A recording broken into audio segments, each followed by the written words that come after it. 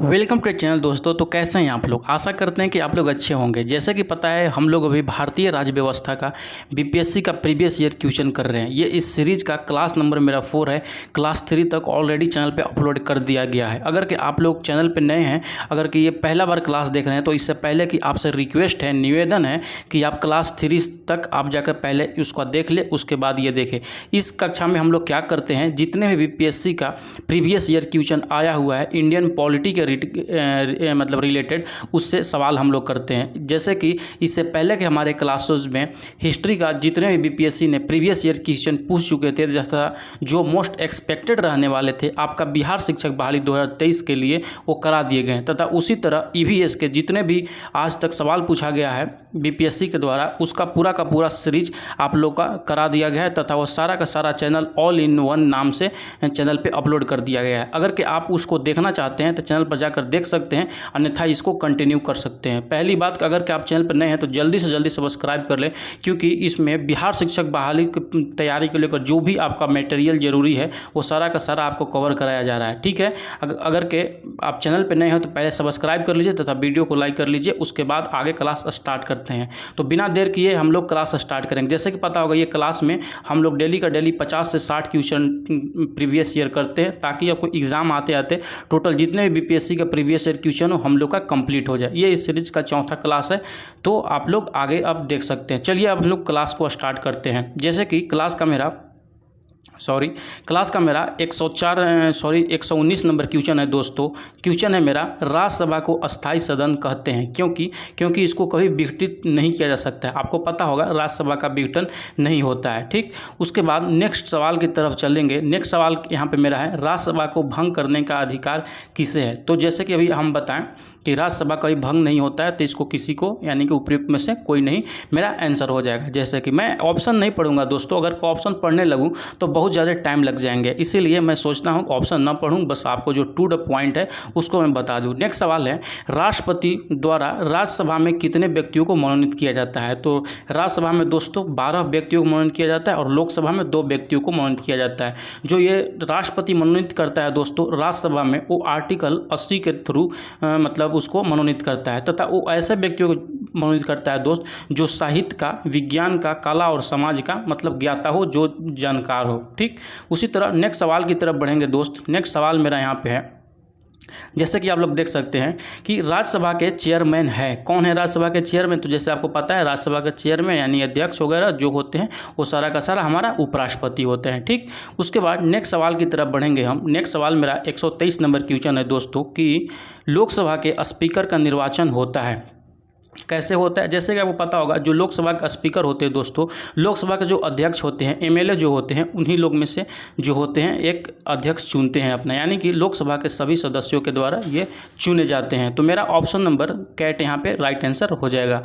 उसके बाद नेक्स्ट सवाल की तरफ बढ़ते हैं। नेक्स्ट सवाल जैसे कि यहाँ पर देख सकते हैं आप, लोकसभा के वर्तमान उपाध्यक्ष मतलब कौन है? तो ये सवाल आपको जैसे कि देख सकते हैं बीपीएससी ने 1999 में पूछा है, तो ये अभी के दृष्टि से इसको न पढ़ें, कोई दिक्कत नहीं है, क्योंकि वो उस समय का ये करंट हो जाता है, समझिए कि। नेक्स्ट सवाल की तरफ बढ़ेंगे। नेक्स्ट सवाल है मेरा 125 नंबर क्वेश्चन दोस्त कि संसद के दोनों सत्रों के बीच अधिकतम कितनी अंतराल होना चाहिए? जैसे कि आपको पता होना चाहिए कि जो अधिकतम अंतराल होना चाहिए वो 6 महीना से ज़्यादा नहीं होना चाहिए। आशा करता हूँ इतना आप लोग समझ गए होंगे।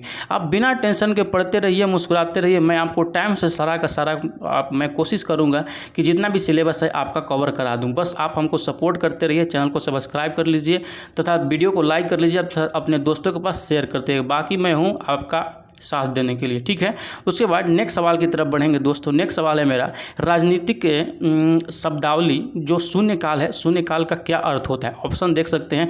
एक दिन जब संसद में कोई कार्य नहीं होता, ऐसा नहीं है। निलंबित प्रस्ताव नहीं है, स्थगन प्रस्ताव नहीं है, यानी प्रश्न उत्तर सत्र नहीं है। तो बिल्कुल भी सवाल ये थोड़ा सा गलत दिया गया है दोस्त, मैं इसको आप स्टार बनाकर लिख लीजिएगा। इसके बारे में अगर हम शून्यकाल के बारे में अगर आप लोगों को बताना चाहें दोस्तों, तो शून्यकाल क्या होता है? जब सभा शुरू होता है सभा शुरू करने से पहले जो समय होता है उसको शून्यकाल समय बोला जाता है। ये जो समय होता है दोस्तों 12 बजे से शुरू होता है, जिसमें कुछ सवाल जो इंपॉर्टेंट होते हैं उसको पूछा जाता है, उसको शून्यकाल बोलते हैं, न कि इस ऑप्शन के थ्रू। तो इसको आप स्टार बना के लिख लीजिएगा चीज़ को, ठीक। नेक्स्ट सवाल की तरफ बढ़ेंगे हम। नेक्स्ट सवाल जैसे कि 127 नंबर क्वेश्चन आएगा दोस्तों कि भारतीय प्रशासन में विभाजन प्रणाली किससे संबंधित है। तो जैसे कि आपको पता होगा विभाजन जो प्रणाली है दोस्तों वो नीति और कार्यान्वयन से संबंधित है। अगर के 28 नंबर क्वेश्चन की तरफ चलेंगे दोस्त, 128 नंबर क्वेश्चन है मेरा।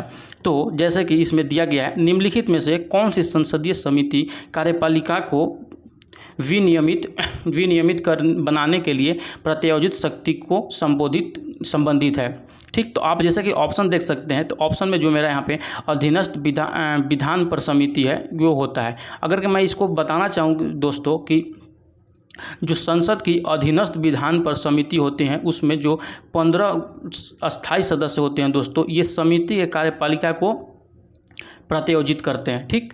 और तथा ये जो रिपोर्ट अपना पेश करते हैं वो संसद को पेश करते हैं। नेक्स्ट सवाल की तरफ अगर हम चलेंगे, नेक्स्ट सवाल है मेरा यहाँ पे कि आम आदमी पार्टी है, कौन सा पार्टी है। तो जब ये सवाल पूछा गया दोस्तों तो उस समय तो इसका आंसर हो जाएगा इनमें से कोई नहीं, क्योंकि उस समय ये कोई पार्टी नहीं थी, लेकिन अभी वर्तमान पार्टी में ये राष्ट्रीय पार्टी बन गई है। आप ये बातों को याद रखिएगा, ठीक। नेक्स्ट सवाल की तरफ बढ़ेंगे तो नेक्स्ट सवाल है मेरा यहाँ पे जैसे कि अगर कि आपको दिखाई दे रहा हो तो 130 नंबर क्वेश्चन है दोस्तों कि संसद के दोनों सदनों का संयुक्त अधिवेशन आयोजित होता है, वो किस लिए आयोजित होता है, हमको उस सवाल को बताना है, ठीक। तो जैसे कि आपको पता होगा कि जो संसद का दोनों सदन आयोजित होता है दोस्तों एक ऐसे विधेयक पर विचार करने के लिए होता है जो कि दोनों सदनों में एक दूसरे से मतभेद हो। तो मेरा ऑप्शन नंबर 4 यानी कि option number D right answer होगा यहाँ पे। आशा करता हूँ आपको सब बातें समझ में आ रही होगी। कोई भी दिक्कत हो परेशानी हो कमेंट सेक्शन में भर दीजिए, मैं उसका रिप्लाई करने की कोशिश करूँगा। बाकी आप लोग एकदम टेंशन फ्री होकर पढ़ते रहिए, आपको मास्टर बनना है, मतलब बनना है दोस्त। भारतीय नेक्स्ट सवाल की तरफ चलेंगे। भारतीय राजनीतिक व्यवस्था में इनमें से कौन सर्वोच्च है। आपको पता होगा कि इंडियन अगर के पॉलिटिक्स में जाइएगा तो संविधान से बड़ा कुछ नहीं दोस्तों। संविधान के जितने भी भारत का एक एक नागरिक है उसके नीचे है, उससे ऊपर कुछ भी नहीं। आप ये एक बात को याद रखिएगा, ठीक है। नेक्स्ट सवाल की तरफ चलते हैं। नेक्स्ट सवाल मेरा आता है कि दिल्ली क्या है। तो सब लोग जानते हैं दिल्ली एक केंद्र शासित प्रदेश है, तो ऑप्शन नंबर बी मेरा यहाँ पे राइट आंसर हो जाएगा। उसके बाद जैसे ही मेरे दोस्तों चलते हैं मेरे को 133 नंबर क्वेश्चन पर, तो वहाँ पर आता है कि सिक्किम भारत का एक राज्य बनाया गया था। कब बनाया गया था। तो ये बनाया गया था दोस्तों 35वां संविधान संशोधन के थ्रू। तो आपको पता होगा कि जो 35वां संविधान संशोधन हुआ था दोस्तों वो हुआ था 1974 ईस्वी में। उस समय इसको सिक्किम को भारत को संयुक्त राज्य में शामिल किया गया था, न कि राज्य का दर्जा दिया गया था। जो दर्जा दिया गया था दोस्तों वो 36वां संविधान संशोधन 1975 के थ्रू दिया गया था, ये बात याद रखिएगा। तथा जो सिक्किम था वो 22वां राज्य बना था, ये भी आप याद रखिएगा। कुछ भी सवाल पूछा जा सकता है आपसे। नेक्स्ट सवाल की तरफ बढ़ेंगे कि बिहार को काटकर एक पृथक वनांचल राज्य बनाना संभव है। तो ये कौन बनाता है दोस्तों। तो वो उसके पास जिसके पास ये शक्ति होता है वो होता है संसद। संसद चाहे तो कुछ भी कर सकता है। तो जैसे कि आप ऑप्शन देख सकते हैं, राज्य विधानसभा में पारित कानून बिल्कुल नहीं, राज्यपाल द्वारा अध्यादेश पारित करके बिल्कुल नहीं, संवैधानिक औपचारिकताओं को समाप्त करके बिल्कुल नहीं, इनमें से कोई नहीं। तो मेरा यहाँ पे ऑप्शन नंबर डी हो जाएगा। जैसे कि आपको पता होगा जो बिहार से काटकर बनाने का जो मतलब राइट है वो संसद के पास है, बाकी किसी के पास नहीं है, ठीक। नेक्स्ट सवाल की तरफ बढ़ेंगे दोस्तों। नेक्स्ट सवाल होगा मेरा संविधान समीक्षा आयोग जिसे फरवरी 2000 में गठित किया गया था, उसके अध्यक्ष कौन थे। तो उसके अध्यक्ष जो थे दोस्तों एम.एन. वेंकट चलैया थे, ठीक। आप इसको याद रखिएगा। नेक्स्ट सवाल की तरफ चलेंगे।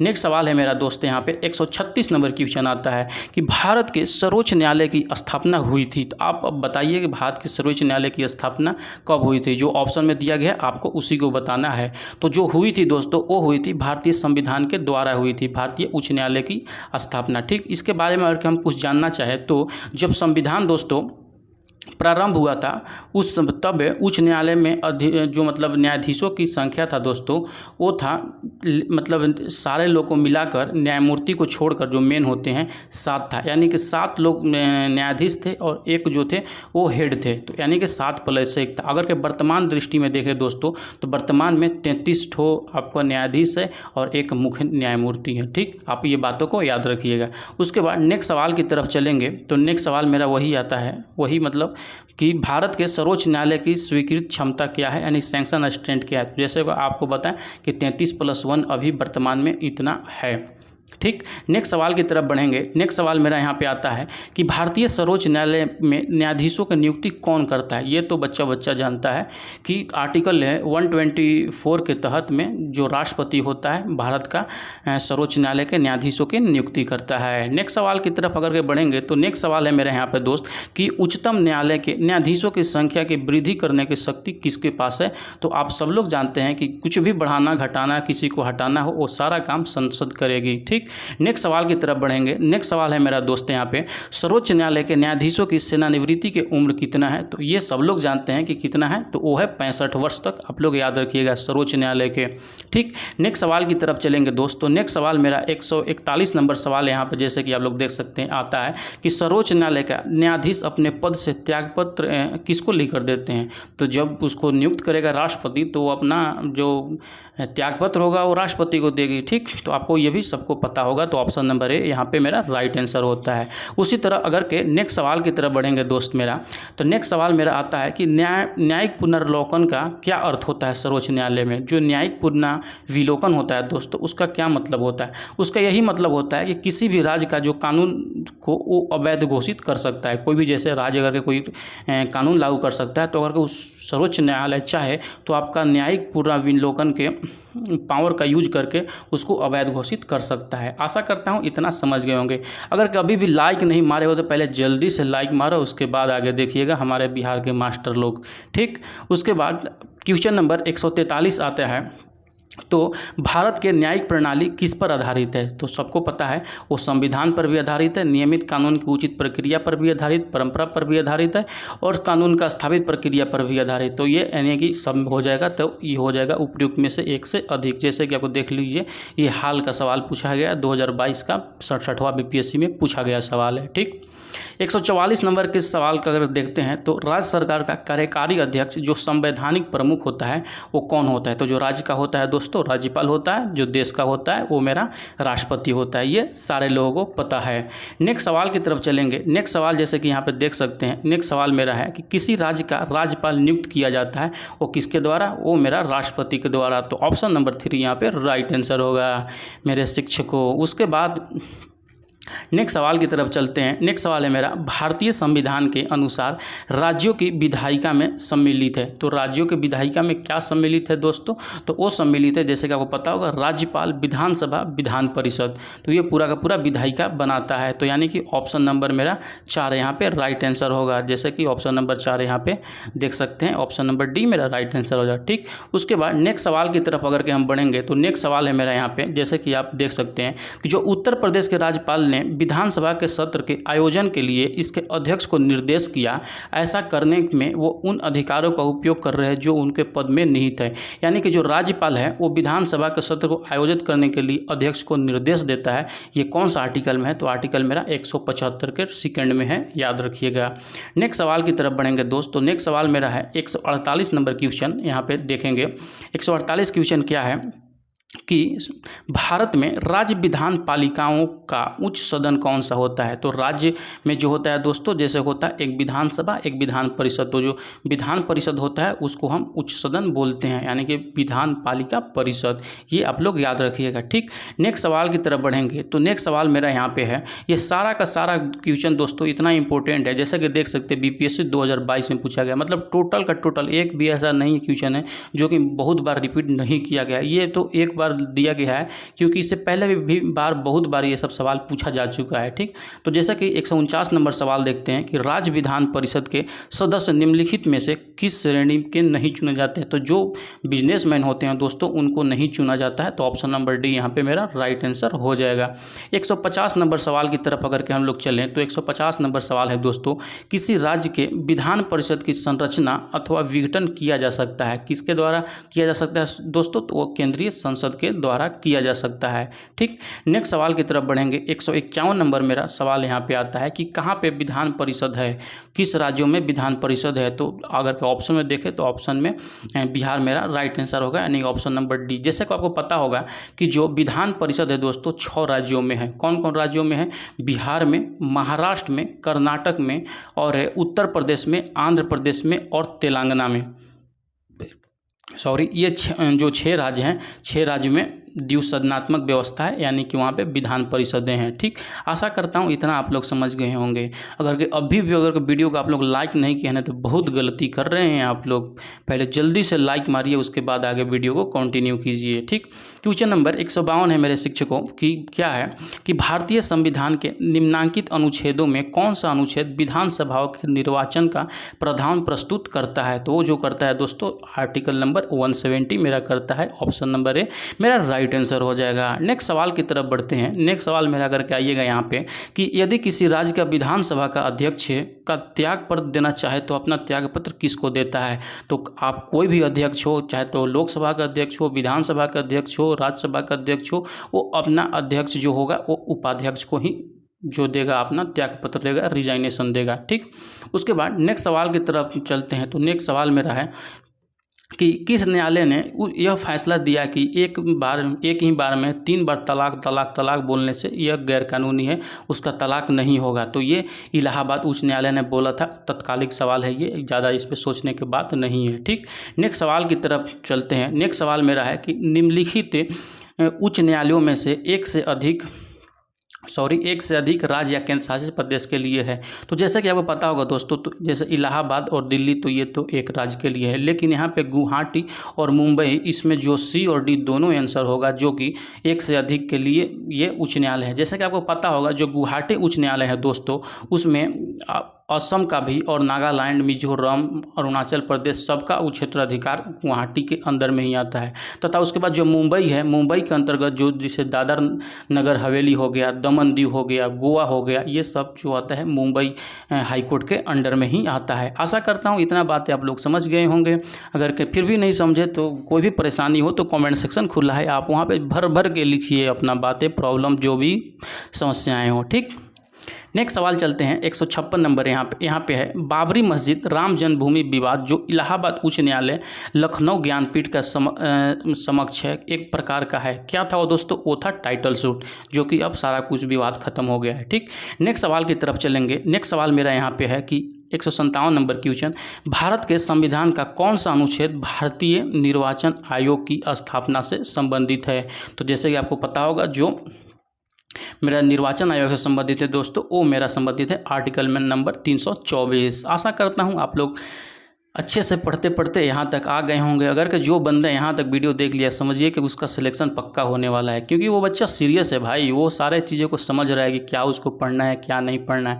नहीं तो बहुत सारे बच्चे होते हैं, इसका थंबनेल देखे, इसका थंबनेल देखे, इसको टच किया और 1 मिनट देखकर उसको निकल गए, ना इसका वीडियो देखेगा ना उसका वीडियो देखिएगा, तो उसमें प्रॉब्लम है। कोई भी टीचर का आप लीजिए वीडियो तो उसको कम से कम आप देखिए कि वो चीज़ में क्या मैटर है। अगर अच्छा उसमें कंटेंट मिल रहा है तो बिल्कुल वो वीडियो को पूरा देखें, जैसे कि मेरा कंटेंट ही देख लीजिए, लास्ट तक आप जरूर देखें, क्योंकि ये सब मैं अपना सा कुछ नहीं बता रहा हूँ, ये सारा का सारा बीपीएससी ने बार सवाल पूछा गया है। तो मोस्ट प्रोबेबली चांसेस हैं कि आपका जो शिक्षक बहाली होने वाला है मित्रों, उसमें ये सब सवाल देखने को मिल सकते हैं।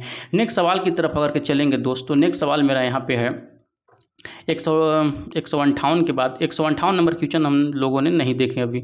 तो 158 नंबर क्वेश्चन है दोस्त मेरा यहाँ पे कि भारतीय संविधान का कौन सा अनुच्छेद संवैधानिक प्रावधानों की संघीय संसद या राज्य विधान पालिकाओं द्वारा बनाए गए नियमों कानून पर प्राथमिक प्रदान करता है? तो वो जो करता है आर्टिकल नंबर 13 करता है। आप लोग ये बातों को याद रखिएगा। ठीक, नेक्स्ट सवाल की तरफ चलेंगे। तो नेक्स्ट सवाल क्या है मेरा कि निम्नलिखित में से कौन सा विषय समवर्ती सूची के अंतर्गत आता है? तो जैसा कि पता होगा शिक्षा जो आता है मेरा समवर्ती सूची में आता है। ठीक, समवर्ती सूची क्या होता है, इस पे कानून बनाने का अधिकार किसका होता है, ये सारा जवाब समवर्ती सूची के बारे में पूरा का पूरा पैराग्राफ और कमेंट सेक्शन में जरूर लिखें, अगर कि आप लास्ट तक वीडियो देखते देखते यहाँ तक आ गए हो।